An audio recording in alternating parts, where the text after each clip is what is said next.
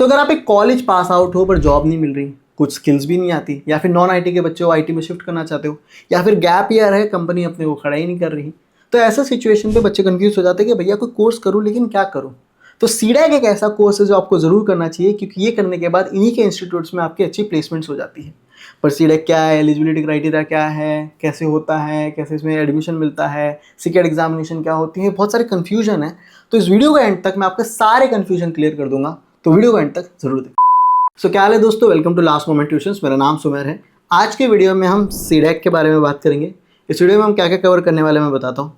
पहले हम देखेंगे सीडैक क्या होता है, उसको आसान भाषा में मैं आपको एक्सप्लेन करूँगा। फिर उसकी एलिजिबिलिटी क्राइटेरिया, सीकेट एग्जाम एंड उसका पेपर पैटर्न, टॉप इंस्टीट्यूट कौन से हैं और टॉप कोर्सेज कौन से जो आपको लेनी चाहिए, सीसीईई और सीसीपीपी क्या होता है, उसकी क्या इंपॉर्टेंट है, और क्या सीडैक करना वर्थ इट है 2026 में, सबके चीज़ में बारे में बताने वाला हूँ। मैं नीचे टाइम स्टैम्प दे दिया है, आप अपने हिसाब से वो भी जाके चेकआउट कर सकते हो। चैनल पे नहीं हो तो सब्सक्राइब करो और वीडियो को एंड तक ज़रूर देखना।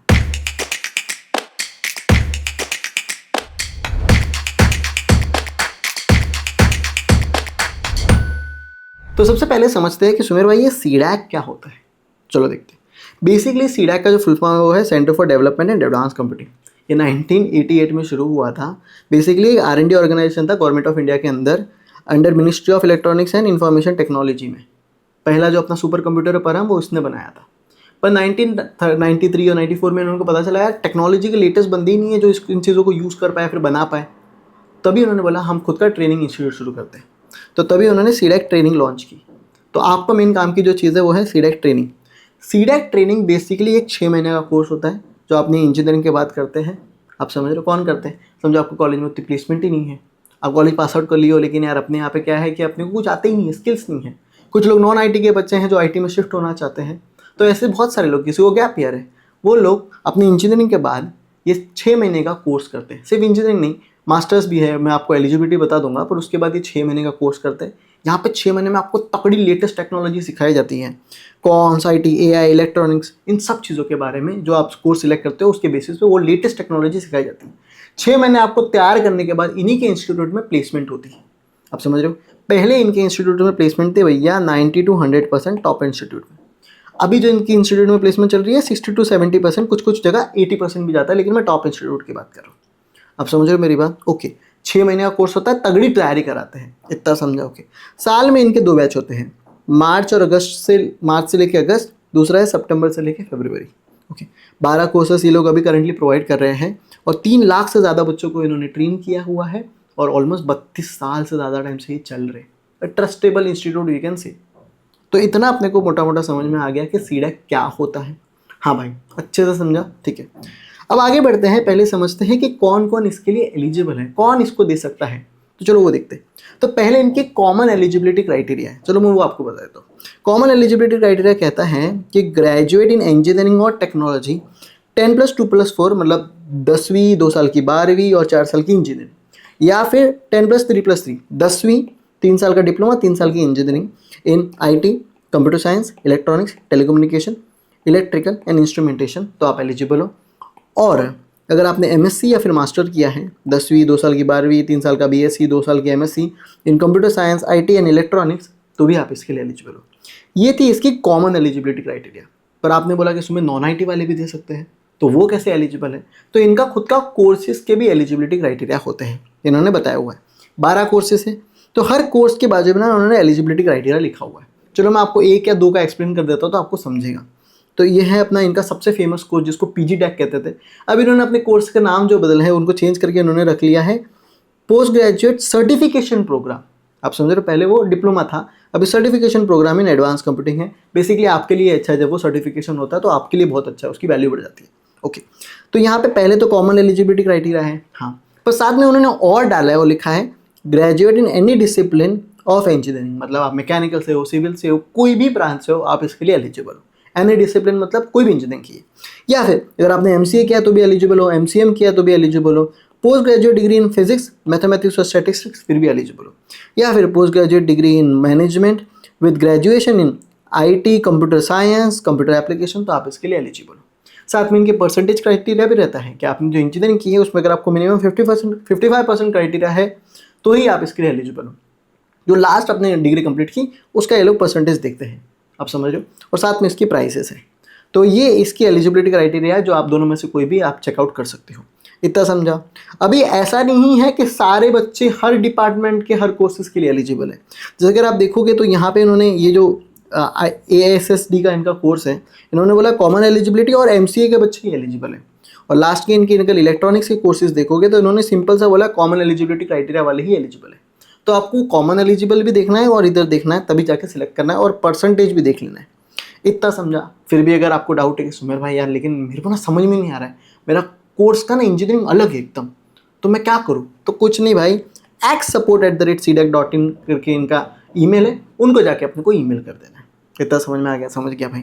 साथ में हमारा टेलीग्राम ग्रुप भी है, वहाँ पे 11,000 से ज़्यादा स्टूडेंट्स हैं, एक दूसरे से कम्युनिकेट करते हैं, तो वहाँ पे आके भी अपने सवाल पूछ सकते हो। क्लियर है? क्लियर है। अब आगे बढ़ते हैं। अब सेकंड चीज़ आ जाती है कि भैया देखो, अब डायरेक्ट सीडैक सिर्फ ऐसे ही नहीं कर सकते कि भैया मेरा सीडैक करने का मन है, मैं जा रहा हूँ कॉलेज, मेरे को ले लेंगे, नहीं। इसके लिए आपको एक सीकेट एग्जामिनेशन देनी पड़ती है। ओके, तो सीकेट एग्जामिनेशन में जैसे आपका एग्ज़ाम होती है, उसके मतलब जब भी सीडैक शुरू होता है उसके 1 महीने पहले उसकी एग्जामिनेशन होती है, फिर आपकी रैंक आती है, उसके बेसिस पे सीडैक के बहुत सारे इंस्टीट्यूट हैं, आप समझ रहे हो, तो इनके टॉप इंस्टीट्यूट में अगर आपको चाहिए तो अच्छी रैंक लानी पड़ती है। ठीक है? तो भैया इनके सिलेबस आपके सामने है, 3 सेक्शन होते हैं, section A, section B, section C. A+B, A में एप्टीट्यूड आता है और बेसिक्स ऑफ कंप्यूटर होता है, बी में कंप्यूटर साइंस के सारे सब्जेक्ट हैं, सी में इलेक्ट्रॉनिक्स का सब्जेक्ट है। अगर आप ए और बी का सिर्फ एग्जाम देते हो तो आप कुछ 10 कोर्सेज के लिए एलिजिबल हो। A+B की अपनी रैंक आएगी, ये 10 कोर्सेज के लिए आप एलिजिबल हो। अगर आपको ये इलेक्ट्रॉनिक जैसे VLSI और एम्बेडेड सिस्टम का कोर्स करना है तो आपको A+B+C तीनों एग्जाम्स देने पड़ते हैं, आप समझ रहे हो, तो फिर आप ये दोनों कोर्सेज के लिए एलिजिबल हो। इतना समझ में आ गया? ओके। सुमेर भाई इसकी एग्जाम पैटर्न क्या होती है मैं बताता हूँ। सेक्शन ए 50 क्वेश्चन होते हैं, मतलब तीनों सेक्शन में 50 क्वेश्चन होते हैं, आप समझ रहे हो। राइट आने पे 3 मार्क्स मिलते हैं, रॉन्ग आने पे -1 मिलता है। ओके। सेक्शन ए में quantitative aptitude, English, logical reasoning, computer fundamental और कॉन्सेप्ट ऑफ प्रोग्रामिंग है। सेक्शन बी में ये कुछ सब्जेक्ट है कंप्यूटर साइंस के, और सेक्शन सी में अगर आप देखोगे तो कंप्यूटर अपना एप्लीकेशंस हो गया, माइक्रो प्रोसेसर हो गया, डिजिटल इलेक्ट्रॉनिक्स हो गया, इस तरह से होता है। तो ये कुछ अपने सब्जेक्ट्स हैं जो आप चेकआउट कर सकते हो। वैसे आपको अगर डिटेल सिलेबस चाहिए तो हमने हमारे टेलीग्राम ग्रुप में डाला हुआ है, नीचे आपको लिंक भी मिल जाएगी, वहाँ से आप चेकआउट कर सकते हो। तो ये इसका होता है। अब मेन दिक्कत क्या होती है पता है, अगर आप टॉप इंस्टीट्यूट्स में नहीं जा रहे ना तो वहाँ बहुत अच्छी तैयारी होती है, अब समझ रहे, वहाँ पे आपको क्वालिटी क्राउड भी मिलता है। तो सीकेट अगर आप सीडैक करना है कि नहीं करना, ये कब डिसाइड होगा पता है, क्या आपका सीकेट में अच्छा रैंक आया कि नहीं। तो इसके लिए आपको प्रिपरेशन करना बहुत ज़रूरी है। वैसे तो आप खुद से भी प्रिपेयर कर सकते हो, अगर आप 4-5 महीने से रोज़ का 4-5 घंटा डालो तो आप आराम से इसके लिए तैयारी कर सकते हो। एक स्ट्रक्चर लर्निंग लेकिन बहुत ज़रूरी है, क्योंकि बहुत लोग ना रैंडम तैयारी करने में कन्फ्यूज़ हो जाते हैं। तो अगर आप अच्छा रैंक सीकेट में स्कोर करना चाहते हो तो भैया लास्ट मोमेंट ट्यूशंस का A+B और A+B+C का कोर्स है। इसमें आपको video lectures, practice problem, mock test, जो कोडिंग स्निपेट्स होते हैं, सब कुछ एक ही जगह पे मिल जाएगा, जो आपको प्रिपेयर करने के लिए बहुत ज़्यादा ज़रूरी है। बहुत सारे बच्चों ने ये कोर्स लेके अच्छी खासी रैंक स्कोर की है और टॉप इंस्टीट्यूट्स में जाके भैया कोर्स किया है और अच्छी प्लेसमेंट भी फोड़ी है, आप समझ रहे हो। तो ये देखो नीचे डिस्क्रिप्शन में लिंक है, ये A+B+C वाला कोर्स है, आपको A+B भी मिल जाएगा, कंटेंट वाले पार्ट पे जाना है। फ्री रिसोर्सेज में आपको सैम्पल वीडियोस, सिलेबस सब कुछ मिलेगा। फिर आ जाते हैं सीकेट सेक्शन ए। इसमें क्या है भैया, quants, verbal, reasoning, computer fundamental, सारे proper concept, video lectures, practice problem अच्छे से एक्सप्लेन किया हुआ है। फिर आ जाते हैं सेक्शन बी। तो सेक्शन बी में क्या है, सारे जो भी अपने कंप्यूटर साइंस के सब्जेक्ट्स थे उसको अच्छे से कवर किया गया है with practice problem. Section C में भी जो है अपना computer architecture, digital electronics, microprocessor सब कुछ अच्छे से बताया है विद प्रैक्टिस प्रॉब्लम। फिर हमने क्या किया भैया, यहाँ पे लेटेस्ट आपको 2026 के हिसाब से मॉक टेस्ट मिल जाएंगे, कुछ एक्स्ट्रा मॉक टेस्ट भी है। तो this is a one stop solution. इतना कर लेते हैं ना तो आप आराम से रैंक स्कोर कर लेते हो, आप समझो। And this is the right time to prepare, आप समझे। आराम से अगर 2 महीना, 2.5 महीना, 3 महीना आप इसमें पुट आउट करते हो, बहुत अच्छा रैंक स्कोर करते हो। लेकिन मेहनत करनी पड़ेगी, मैंने आपको सारी चीज़ें एक साथ ला के दे दी है, बाकी आपकी मेहनत पे। इतना क्लियर है? चलो आगे बढ़ते हैं। और ये अपनी सीकेट की कुछ फ़ी है। A+B का जब आपको एग्जाम देना रहता है तो 1550 रुपये भरने पड़ते हैं, और A+B+C देना है तो 1750 भरने पड़ते हैं। ओके, अब आगे बढ़ते हैं और आ जाते हैं सुमेर भाई इसके टॉप इंस्टीट्यूट्स और टॉप कोर्सेज कौन से हैं। तो अगर आप टॉप इंस्टीट्यूट्स की बात करें तो पहले मैं कोर्सेज की बात कर लेता हूँ। टॉप कोर्सेज की बात करें तो इनका सबसे जो फ्लैगशिप प्रोग्राम है, जो सबसे ज़्यादा लोग करते हैं और जिसमें सबसे ज़्यादा अच्छी प्लेसमेंट भी थी, वो है भैया PG DAC जिसको कहते थे। अभी इसको सर्टिफिकेशन प्रोग्राम है, तो एडवांस कंप्यूटिंग वाला कोर्स अपने को करना है।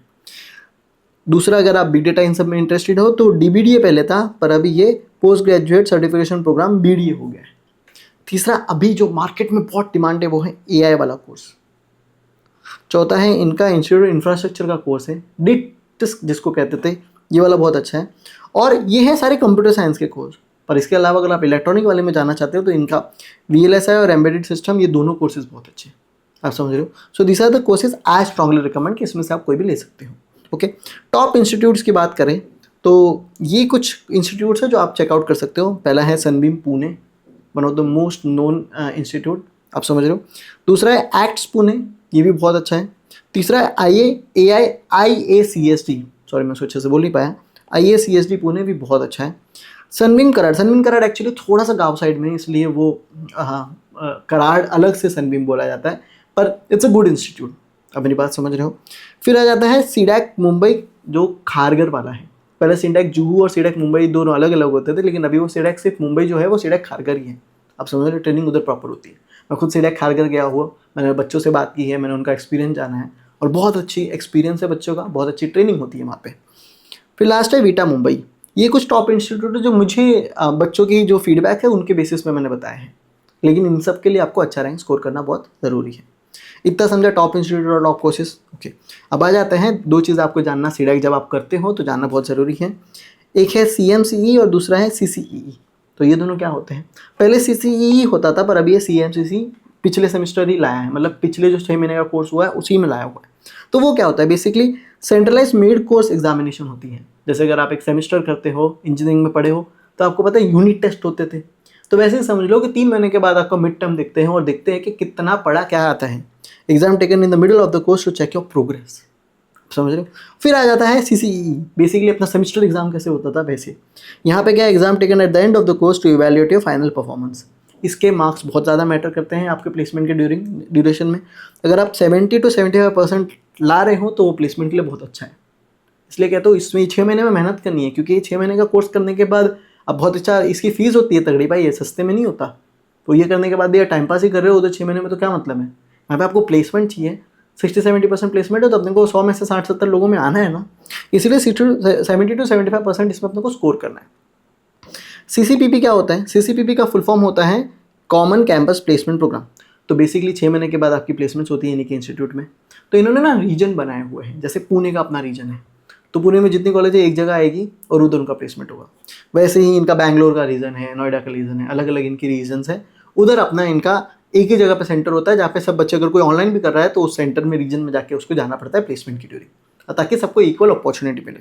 तो यही है common campus placement program. Okay, reason भी मैंने बता दिया कि वो क्या होता है, किस तरह से होता है। ठीक है, अब आगे बढ़ते हैं। आपका जो आखिरी सवाल है, क्या सीडैक करना वर्थ इट है 2026 में? देखो, मेरी जो सवाल है कि किन के लिए वर्थ इट है मैं बताता हूँ। अगर अभी आपके पास कोई स्किल्स नहीं है, कंप्लीट की इंजीनियरिंग, लेकिन कुछ आता ही नहीं है, तो भी यार आप कंफ्यूज हो कि कौन सा कोई कोर्स कर लूँ। पर ऐसे कोर्स करते हैं ना जिसको इतने सालों का एक्सपीरियंस है, 30 साल से ये चीज़ चल रही है, यहाँ पे 60 to 70% प्लेसमेंट तो है, तो you can go for CDAC. क्योंकि कुछ आता ही नहीं है, 6 महीना टाइम कम है, तो ये कोर्स ज़रूर करना चाहिए।